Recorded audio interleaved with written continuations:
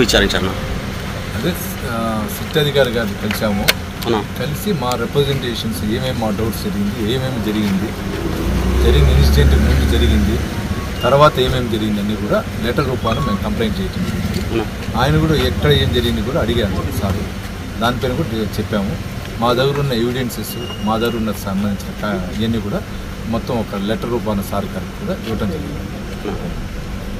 అన్న మిమ్మల్ని అది సుత్తితో కొట్టారు అని వాళ్ళు కొట్టలేదని చెప్పారు. అంటే ఎలుగుని అదే మెమరాన్ ఇచ్చారంట. దాని మీద ఏమంటారు? అంటే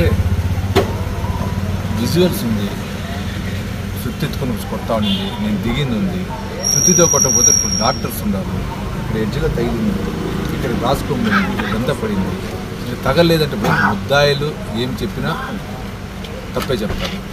దానిపైన నేను ఎక్కువ మాట్లాడదలుచుకున్నా. న్యాయ వ్యవస్థ ఉంది, పోలీస్ అధికారులు ఉన్నారు, దానిపైన ఒక దర్యాప్తు బృందం వేశారు. వాళ్ళే చూస్తారు, వాళ్ళే కాపాడుతారని ఒక నమ్మకం నాకు. అంటే ఎలా సహకరించారు సిట్? అంటే అన్నిటిగా నేను ఆయన సార్ గారు అడిగిన దానికి అన్నిటికీ వివరించా. ప్లస్ మా దగ్గర ఉన్న సాక్ష్యాలు జరిగింది ఏమైంది మొత్తం ఇచ్చాం.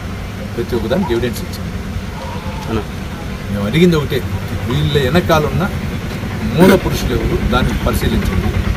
ఆ మూల పురుషులు పరిశీలిస్తే మొత్తం అన్నీ బయట ఇస్తారు. అంటే కొన్ని గ్రామాలకు వెళ్ళారు, అక్కడ ఏమి విచారించని చెప్పారు. కొన్ని గ్రామాలకు వెళ్ళారు నా ఈరోజు. అంటే అది అడగలేదు, అది డిస్కషన్ అదే మా గురించి అడిగారు. నేను చెప్పాను దీనికి ఎవరు బ్యాక్ ఉన్నారు దానిపైన విచారించండి అని చెప్పి రిక్వెస్ట్ చేశాను. అంటే తిరుమల నగర్కి సంబంధించి తిరుమలలో బాలాజీ కాలనీకి సంబంధించి కొంతమంది అరెస్ట్ చేశారు, ముగ్గురిని, అంటే సంబంధం లేని కేసులో అనేసి వాళ్ళు. అది కూడా చెప్పాను సార్. అనామకులు కొందరు అరెస్ట్ చేశారంట అలిపిరి పోలీస్ స్టేషన్లో. వాళ్ళకి అక్కడ సంబంధం లేదంట, ఒక నలుగురేమో.